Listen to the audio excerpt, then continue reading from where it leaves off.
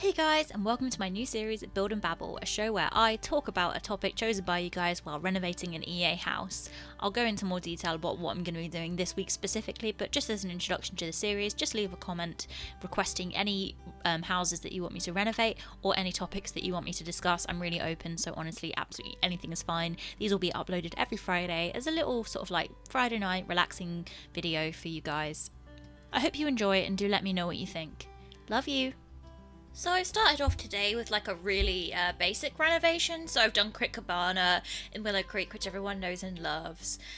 It's so boring, and when I do a renovation, I really like a place to have character. So I've gone for like a kind of a very boho vibe. I've only used base game and Movie Hangout. So if you have those packs, you can download it straight from the gallery. I've already uploaded it.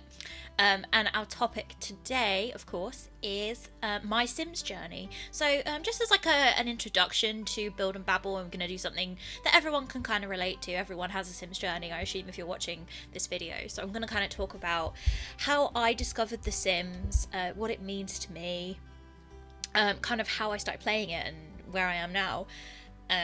So I am 25 years old, so I've been alive longer than The Sims, which is a kind of a weird thing to think. Like, simultaneously 20 years is a really long time for a game to be this popular, but also like I feel so young. I don't feel 25. I sound about 12, as you can tell, and I look about 15, but I think a lot of people don't take me that seriously because of my voice and the way I look, but I am in fact 25. I'm a professional editor with a full-time job. And yeah, I am like a real adult. I live in my own apartment. I have all my own furniture. Like, oh my god, I know, it's really hard to imagine me doing that when I just like sit around doing renos all day. Anyway, so I am 25, so I've been around the same time as The Sims. I did not play it when I was 5 years old. I started playing it when I was 8. So actually I moved to Devon, which is in the proper south of England. It's right near the English Channel, so it's near Dover, which is where you get like a ferry to France. Anyway, no one cares. So right in the south of England, and I moved down, and I really struggled to make friends because I was kind of the new girl in a tiny town in Devon, because I'm originally from Cambridge, and even more originally I'm from London. I was born in London, moved to Cambridge. Anyway, so I moved to Devon when I was 8, and I really struggled to make friends, and because I'm really uncool, and I always have been. And I met this girl at school called Ashley, and she invited me round and showed me The Sims. And like, I was shook because when I was little, so from the age of about 5 to about, embarrassingly, about 13, I played with dolls like a lot. I loved Barbies, I loved Brats.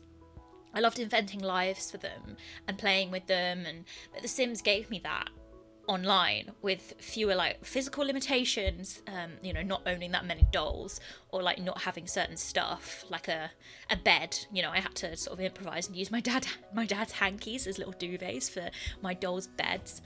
So I would go to Ashley's house maybe once every 2 weeks for a sleepover, and we would play Sims, and it was amazing. Like, I introduced her to the concept of sex, basically. She wasn't really sure what woohoo meant, and I was like, oh yeah, it's sex. I was like, I had an older sister, and she told me things, So we played The Sims. It was really great. We had loads of fun. And I never really got it myself. I didn't get it myself because we didn't actually have a PC in my house for a long time. We had a really, really basic laptop that couldn't really handle playing Mahjong, let alone The Sims. So I just played at her house for a long time. And then when I was 12, my sister asked my dad for a hat. This is going somewhere, I promise. My sister asked my dad for a £30 hat. Now, bearing in mind, I was like 12 and my sister was 16. And she was like, yeah, I really want this cool designer hat. And it was £30. And my mum was like, oh, well, that's, my dad said yes because my sister is a daddy's girl. He said yes. And my mum was like, well, you should get Kara something as well. My dad was like, no. She hasn't been very good. Me and my dad didn't really get along. And my mum was like, I'll get you something for £30. And I was like, do you know what?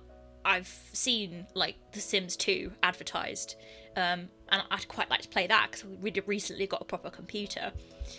My mum was like, yeah, sure. So she went to the game shop the next day, and she came back with Sims 2 DS. I was like, no, Mum, I already have this because I played Sims 2 Hotel on DS. Oh, I probably should have mentioned that, but okay, I'll mention it in a minute.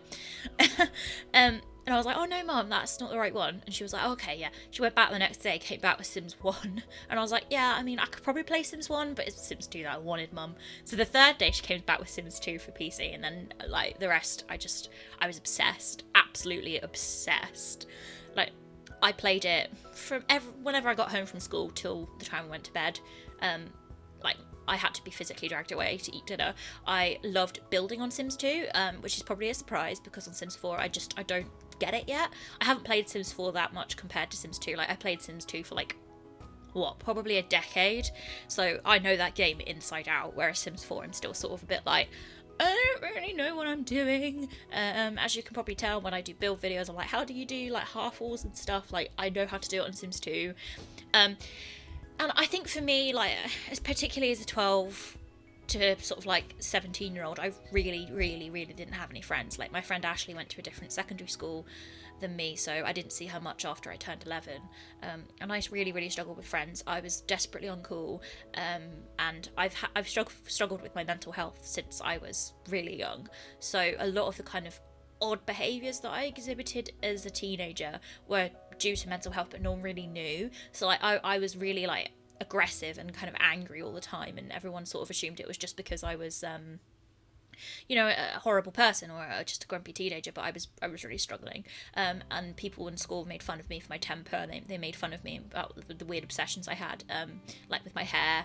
I would get really upset if I felt that my hair looked bad, and like all sorts of things. Anyway, so mental health is another topic, but I really didn't have any friends. I still liked playing the dolls when I was 12, but The Sims gave me the opportunity to like move that online, so it was slightly less embarrassing if people found out I played dolls. It's less embarrassing to play The Sims, and I would like, you know, I'd live my best life on The Sims, as everybody does, I think.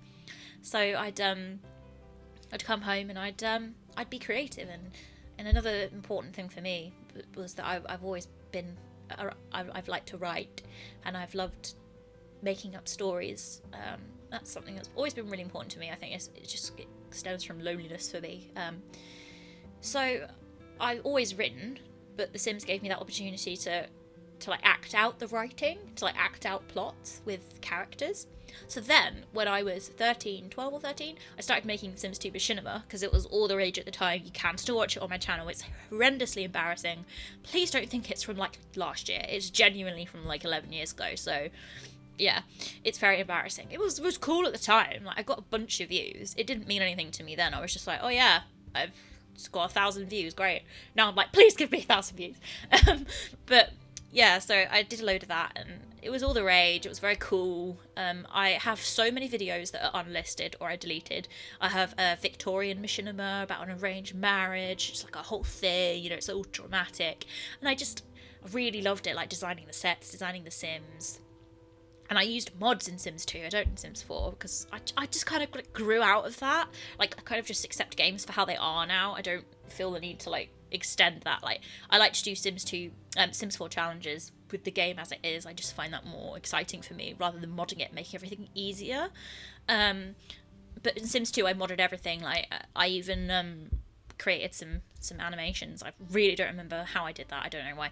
But yeah, so I made Machinima, and it was really fun and cool, and a couple of people from school found out when I was 14 and I stopped making it because they were bullying me and telling everyone at school that I was making this lame stuff, and one of them was directly, quite obviously, about me and a boy that I fancied.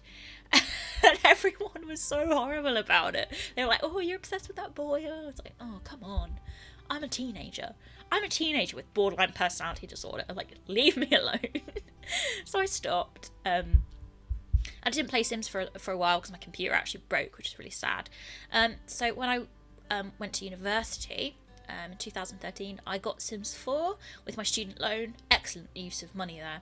And started playing it when I was like bored and lonely again. Bored and lonely because university was a whole thing for me.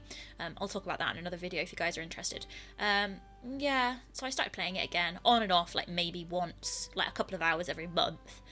And then when I got with Alex about 18 months ago, he allowed me to play on his PC with The Sims 4, and that's when I got all the expansion packs and thought, you know what, I really enjoyed making Machinima when I was younger, and I'm going to do it again.